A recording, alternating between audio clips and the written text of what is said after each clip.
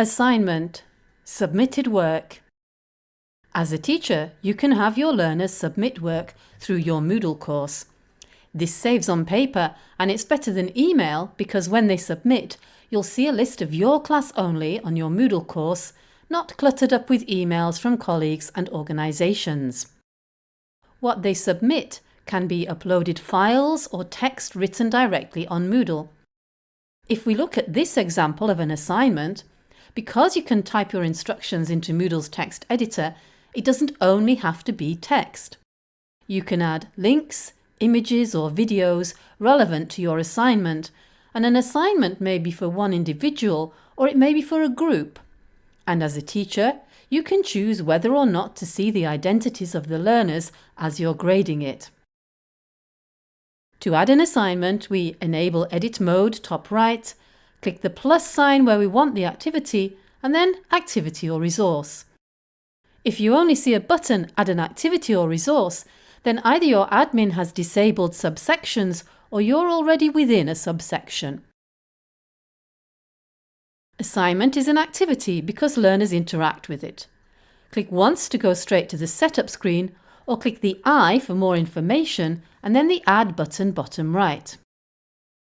Because assignment is so powerful, it has many different options. We're only going to look at a few in this video. The name is important because this is what the learners will see on the course page. And then you can add a short description which you can optionally display on the course page by ticking the box. In activity instructions, you add what you want them to do for the assignment. You can, if you like, give your instructions in audio or video form by clicking the audio or video icons. Your learners can also submit like that too. If you want to include images or links, you click the appropriate icons. You can also upload additional support documents for them if needed. You can then choose when you want them to send in their work, with due dates or a cut-off date, and you can also send yourself a reminder when to grade by. In this site, the admin has enabled timed assignments. This means we can set a time limit on the assignment, but note that learners can still submit after the time limit, but this is mentioned in their submission. Now we decide the submission type. In other words, if you want them to upload one or several files, you make sure that File Submission is ticked. You can choose the number of files you want, and you can specify a type or types of file you want them to upload. Alternatively, select online text and they can type directly into Moodle, with a word limit if desired. This is enough to set up the assignment, but let's explore some other settings.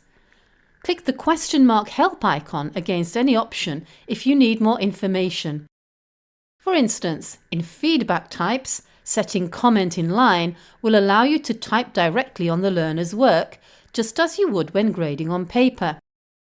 In submission settings, you can decide if you want them to accept an agreement that their work is their own. In group submission settings, you can get them to work and submit as a group. In notifications, we can choose whether or not to be messaged when students submit, and also whether or not by default students will be messaged when we've graded their work.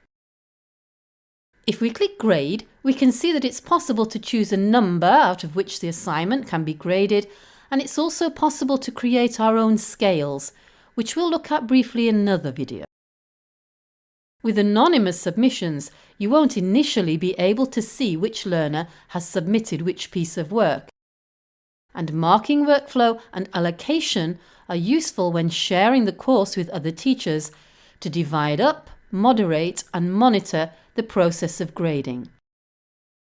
In completion conditions, if we want to track that students have accessed the assignment, do we want them to manually click to confirm that they've seen it?